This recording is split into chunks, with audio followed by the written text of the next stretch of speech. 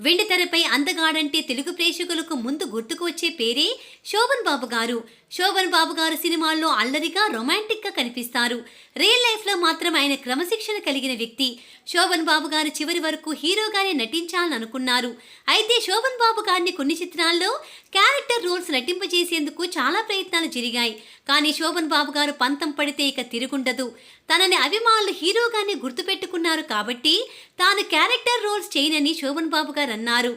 ఆ విధంగా తన వద్దకు వచ్చిన కొన్ని సూపర్ హిట్ చిత్రాలను ఆయన వదిలేసుకున్నారు. Bhimineni Srinivasarao, power star Pawan Kalyan combination లో వచ్చిన సుస్వాగతం చిత్రం ఎంతటి ఘన విజయం సాధించిందో తెలిసిందే.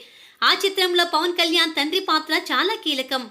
ముందుగా పవన్ తండ్రిగా నటించేందుకు శోభన్ బాబు గారిని అడిగారు. ఆయన ఒప్పుకోకపోవడంతో రఘువరన్ గారి దగ్గరికి ఆ పాత్ర వెళ్ళింది. శోభన్ బాబు గారు రిజెక్ట్ చేసిన మరో సూపర్ హిట్ చిత్రం అన్నమయ్య. ఈ చిత్రంలో వెంకటేశ్వర స్వామి పాత్ర కోసం ముందుగా శోభన్ బాబు గారిని అడిగారు. ఆయన ఒప్పుకోలేదు.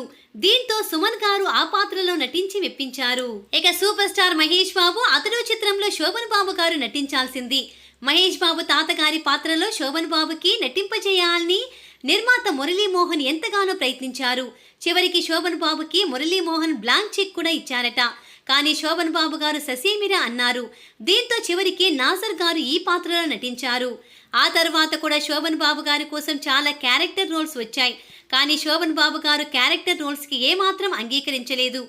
ఆ తర్వాత శోభన్ బాబు గారు, జగపతి బాబు, కృష్ణ సోదరులుగా కోడి రామకృష్ణ దర్శకత్వంలో ఓ చిత్రంలో నటించాల్సింది. ఆ చిత్రం పట్టాలెక్కలేదు.